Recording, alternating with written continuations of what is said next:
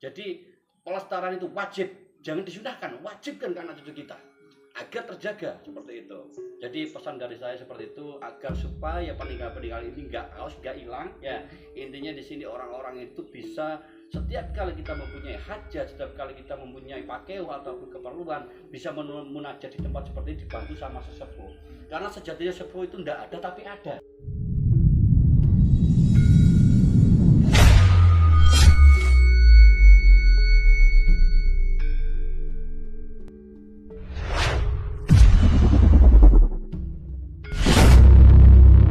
Saat ini kita bersama Kang Gun atau Ki Joko Linglung akan menyibak situs Pasarean Putri Campa secara historis, antropologis, sosialis, dan supranatural. Jadi sedikit bahwasanya tahun 1815 Wardenar ya, utusan Letnan Brigjen Thomas Lampu telah menulis dalam bukunya History of Java. Di Trowulan ada pasarean yang menurut cerita tutur masyarakat adalah Pasarean Putri Campa.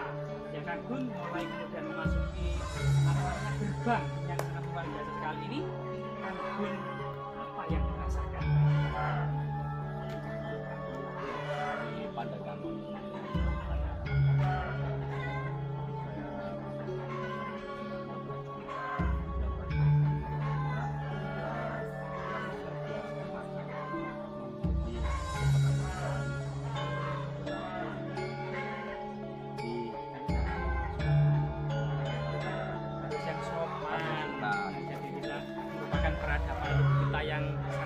yang memiliki tata krama. Bahkan Sabdo Palon kalau generasi yang akan datang tidak memiliki tata krama, saya akan bangkit lagi. Wah, luar biasa sekali. Jadi monggo Kang Gun duluan. Jadi menurut catatan Charles Louis Damai, seorang epigраф dari Perancis, mengatakan bahwasanya kesejatian makam yang ada di lokasi ini tidak bisa diragukan lagi. Siapa yang bisa menyangkal tentang kesejatian makam Putri Campa ini? Jadi luar biasa sekali Kang Gun. Di sebelah kanan ini ada pohon raksasa Kang Gun, berjajar 3, 1, 2, 3. Loh, sangat tinggi sekali Kang Gun. Ke sana Kang Gun. Bergerak. Ini ribuan tahun. Ribuan tahun. Maka dibuka sudah ditanam sejak era Putri Campa atau era Kerajaan Majapahit kan. Nah, gimana kemudian sosok-sosok yang penghuni pohon raksasa ini Kang Gun?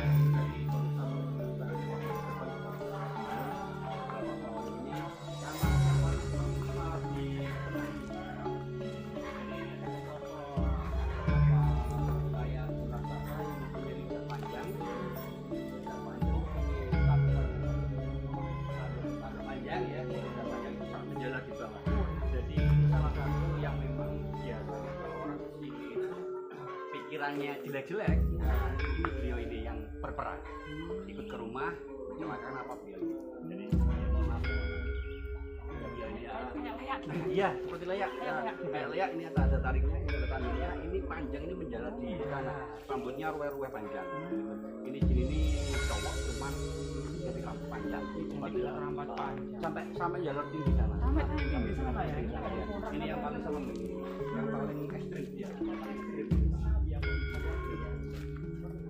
Pohonnya sebelah ini Kak, ini malah seperti candi Kak. Rawa gitu ya, seperti roka, waroka dan suwaroka ini Kak. Di Rawa.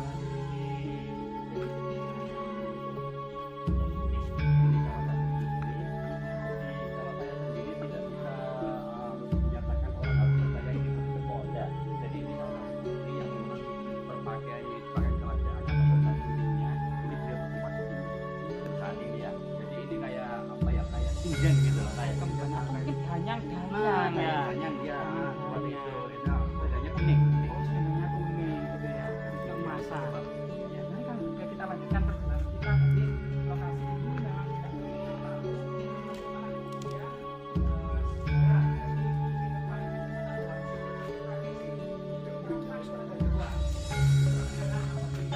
sama di penghujung akhir era Kerajaan Majapahit di pertengahan abad ke-14 ke-15 ini Putri Campa dalam sumber Babat ini adalah merupakan bibi dari Sunan Ampel atau Raden Rahmat yang berasal dari Campa. Kemudian di penghujung akhir dari Kerajaan Majapahit muncul lagi seperti Bapak Tanah Jawi menceritakan bahwasanya Putri Campa ini merupakan ibu dari Raden Patah dari ayah Brawijaya Kertabumi. Nah ini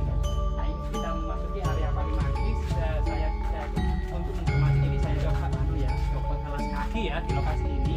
Dan di sini ini ternyata ada makam tertua di Trawulan itu kan, dan tidak banyak yang tahu gitu ya. Dan di sini makanya cukup sederhana kan, namun ternyata memiliki inskripsi atau angka tahun prasasti kan ya. Jadi rahayu itu bisa sejarah di sini. Baik, silakan.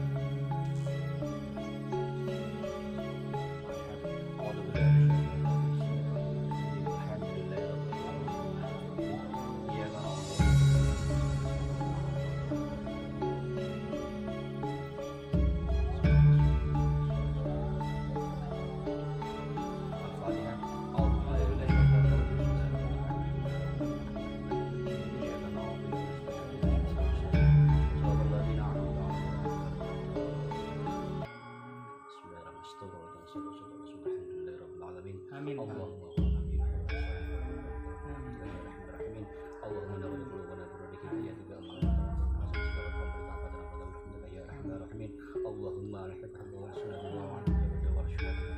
ربنا آتنا في الدنيا حسنة وفي الآخرة حسنة وقنا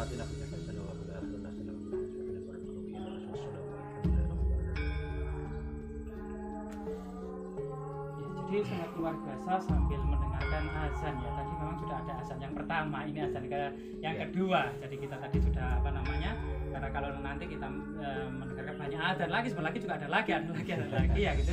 Jadi kita memohon izin di makam ini ada semacam nisan tertua di Trawulan, diduga memang pertengahan dari kerajaan Majapahit atau di Majapahit di puncak kejayaannya. Jadi kita mohon izin untuk membuka salah satu nisan. Mungkin kameranya bisa ke sini ya, karena nisan ini menghadap ke kaki gitu ya, mengarah kaki. Dan ini di nisan kepala, gitu kan. Mohon saya dulu permisi untuk dipersoalan. Nah, jadi ternyata di nisan ini ada sebuah angka tahun atau angka tahun Saka atau angka tahun Jawa kuno gitu ya, yang terbaca ini ya dari 1290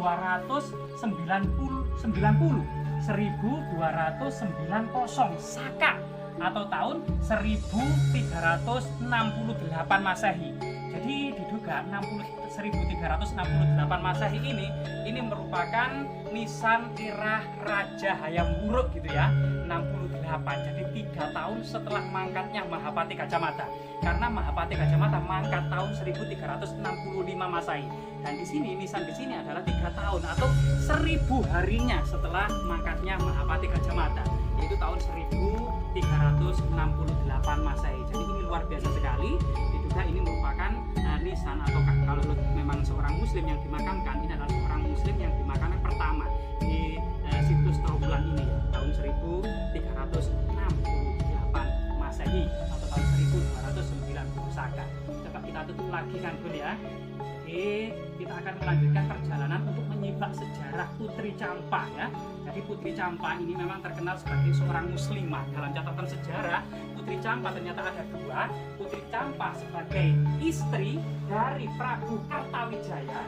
Prabu Kartawijaya sendiri menggantikan Prabu Sri Sunita ya, tahun 1474 sampai 1453 Masehi. Ini masa Kartawijaya.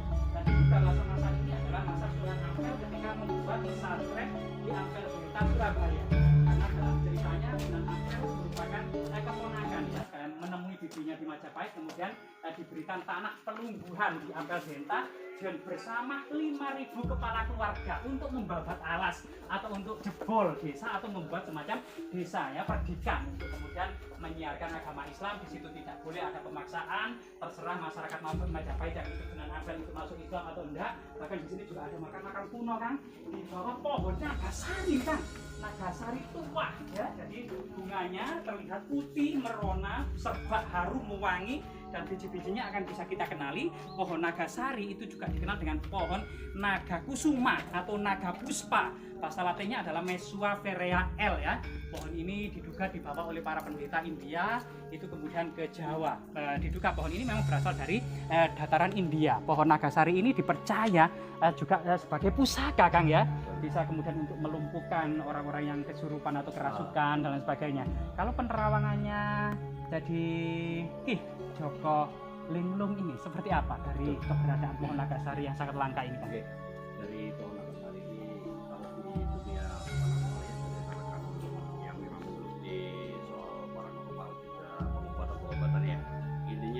sudah bukan rahasia umum gitu ya. Pohon Nagasari ini bahwasanya memang banyak multifungsi. Jadi salah satu media kalau sekarang itu biasanya itu kalau penal-penal di Islam itu ruqyah. Ya, ruqyah juga bisa buat media dari pohon Nagasari. Nah, jadi diambil daunnya yang putihnya itu nanti direndam di air, setelah itu dibacakan doa-doa Islam, diminumkan sama orang yang kerasukan. Insya Allah itu bisa menjadikan kesembuhan seperti itu. Luar biasa kan, Luar ini salah biasa. satu rahasia ilahi Rahasia, ya, ya. yang memang kadang sekarang ini sudah mulai hampir punah, generasi saat ini melupakannya gitu ya. Nah, coba kita akan masuk ke area yang paling sakral kan ya. Jadi sebuah makam yang dipercaya gitu ya, para peneliti pun juga apa namanya menduga ini adalah makam Putri Campak dari Bibi dari Sunan Rahmat, Sunan Raden Rahmat ya, tampel-tampel. Mana ini?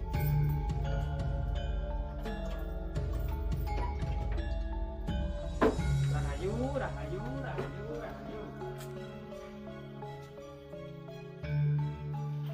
Ini luar biasa teman-teman. Sekarang kita memasuki area paling suci, paling sakral. Juga pada masa lalu juga lokasi ini sengaja ditinggikan di sebuah bangunan struktur batu bata kuno gitu ya. Dan ternyata memang banyak ilmuwan termasuk epigraf ya, Charles Louis Damai dalam bukunya Epigrafi Nusantara tahun 1955 juga mengatakan dengan sangat jelas siapa yang menyangkal kesejatian makam Putri Campak.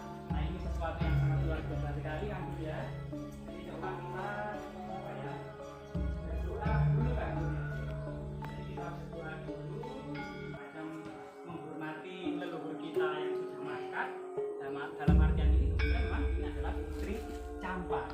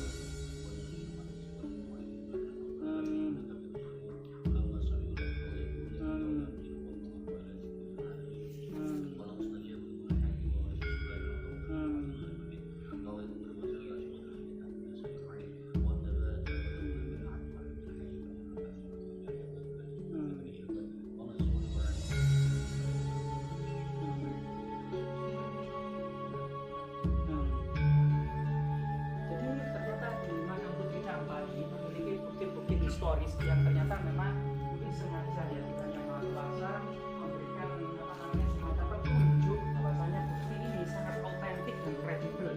Nah, di sini salah satu nisan dan nisan kaki dari Putri Campa ini ternyata memiliki semacam prasasti angka tahun Jawa kuno, gitu ya. Dan bentuk nisannya sama dengan nisan-nisan yang ada di Troloyo. Nah, dari sinilah kemudian diduga nisan ini merupakan nisan-nisan hak prerogatif dari keluarga dekat Raja-Raja Majapahit. Angka tahunnya sama persis dengan angka-angka tahun yang dipahat di perjanjian. Artinya diduga orang yang memahat angka tahun di perjanjian dengan angka tahun yang ada di nisan ini adalah orang yang sama, gitu lah. Disinilah kemudian kearifan dan kebijaksanaan di Majapahit. Jadi para pembuat angka tahun atau sang Citraleka bisa saja kemudian memahat angka tahun di nisan, bisa saja membuat angka tahun di perjanjian atau angka tahun di lainnya. Terbaca 1370 Saka. Jadi 1370 Saka, atau kalau dijadikan Masehi menjadi 1448 Masehi. Yaitu diduga memang nisan ini Putri Campa yang dimaksud dalam sejarawan prasasanya adalah istri dari Raja Kertawijaya yang menggantikan Suhita ya, yang memerintah Majapahit antara tahun 1447 sampai 1453 Masehi. Jadi sangat luar biasa sekali, dan kita kembalikan Kang Gun ya. Menurut Kang Gun sendiri gitu ya. Setelah kita bertawasul atau berdoa di sini, mungkin Kang Gun yang rasakan gitu ya di situs ini apa saja mungkin.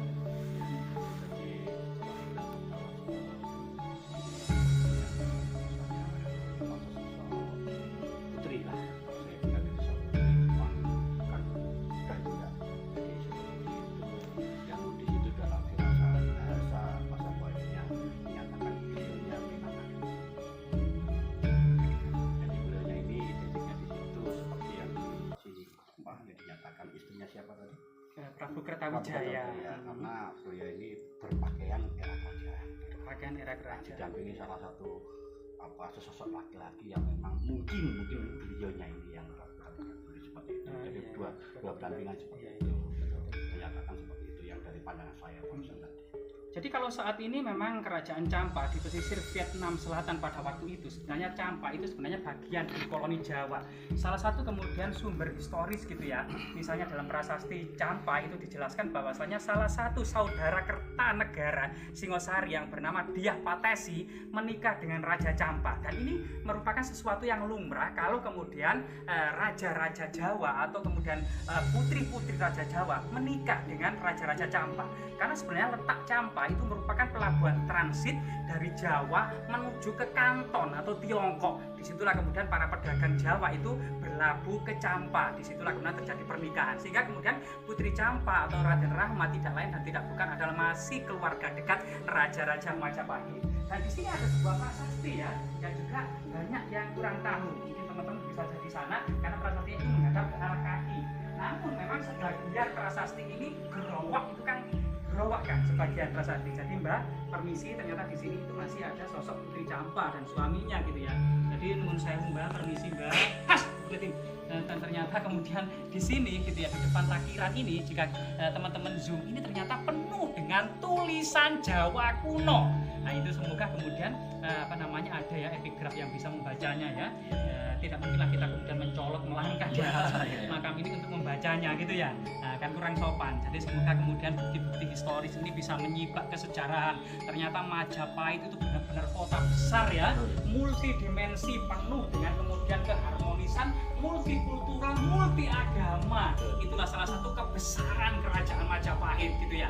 Meskipun agama yang dominan adalah Siwa, Siddhanta dan Buddha Mahayana. Tapi tidak menutup kemungkinan karena Majapahit ini memiliki visi global, para pedagang banyak yang datang ke Majapahit itu untuk berdagang, termasuk sebagian menurut Mahmuan dalam catatannya Yin Ye Sen Lang tahun 1430, sebagian besar mereka adalah pedagang Muslim. Dari situlah kemudian diduga golongan petinggi kerajaan Majapahit seperti Pate, Tumenggung, Temung, kemudian Rangga, Kanuruhan, kemudian terus berinteraksi dengan para Sabandar yang beragama Muslim, kemudian agama Islam pun mulai masuk dan dianut oleh para petinggi kerajaan Majapahit, termasuk diduga Danyang-Danyang maupun istri-istri raja Majapahit. Jadi mungkin terakhir Kang Gun, pesan-pesan dari teman-teman semua yang kemudian ingin atau melestarikan sejarah-sejarah Majapahit di sini mungkin Kang ada pesan-pesan dari Kang Gun. Di pesan dan pesan saya, setiap kita sowan ataupun kita bermunajat di tempat-tempat seperti ini, kita bukan cuma sekedar intinya ingin tahu, tapi kita harus melestarikan, bahwasanya menyatakan kita itu bangga menjadi orang Jawa. Apalagi ini peninggalan Majapahit ataupun Singasaro ataupun Mataram, intinya kan peninggalan ini kan di tanah kita, seperti itu. Kita banggakan peninggalan kita, jangan sampai sejarah ini hilang. Jadi supaya anak cucu kita itu tetap melestarikan. Suatu saat kalau kita hilang, kalau kita sudah meninggal, anak cucu kita juga ikut melestarikan. Karena nilai-nilai budaya, nilai-nilai sejarah ini penting untuk dipertahankan. Karena apa? Seiring berjaman yang modern ini, kebanyakan anak muda sekarang itu nggak menghiraukan yang seperti ini, gitu loh. Jadi kenapa kalau menghiraukan seperti ini? Karena mereka sudah termakan entertain seperti handphone, setiap hari di warung apa. Itu mereka lupa dengan sesuatu mereka, asal-usul mereka lupa. Padahal sisi positifnya, setiap kali kita masih mengingat makam atau makom ataupun tempat-tempat sesepuh, kita lestarikan, itu ada keistimewaan tersendiri, gitu loh. Jadi kita bisa menyeimbangkan bumi ini juga, bencana bisa intinya nggak sampai terjadi. Karena apa? Jeripaya semua kita zaman dulu. Contohnya di wilayah Magelang ada paku buminya Sesubager. Itu salah satu keseimbangan juga. Kenapa kok yang menadapkan itu ke orang-orang yang berpengaruh? Karena yang tahu beliau-beliau itu mempunyai kelebihan yang lebih dari kita. Seperti itu. Jadi kita dimanapun tempat, kalau memang ada situs makam atau makom ataupun makam ataupun sejarah-sejarah yang memang peninggalan zaman dulu, perlu kita lestarikan. Itu harus kita tanamkan di anak cucu kita, gitu, seperti itu. Jadi pelestarian itu wajib, jangan disudahkan, wajibkan ke anak cucu kita agar terjaga, seperti itu. Jadi pesan dari saya seperti itu, agar supaya peninggalan ini nggak haus, nggak hilang. Ya intinya di sini orang-orang itu bisa setiap kali kita mempunyai hajat, setiap kali kita mempunyai pakaian ataupun keperluan, bisa munajat di tempat seperti itu, dibantu sama sesepuh. Karena sejatinya sesepuh itu tidak ada tapi ada. Nah seperti itu. Karena apa? Bilang nggak ada, karena orang-orang tidak melihat kasat mata. Tapi kasus nyatanya kalau kita mempunyai suatu keperluan, beliau bisa hadir.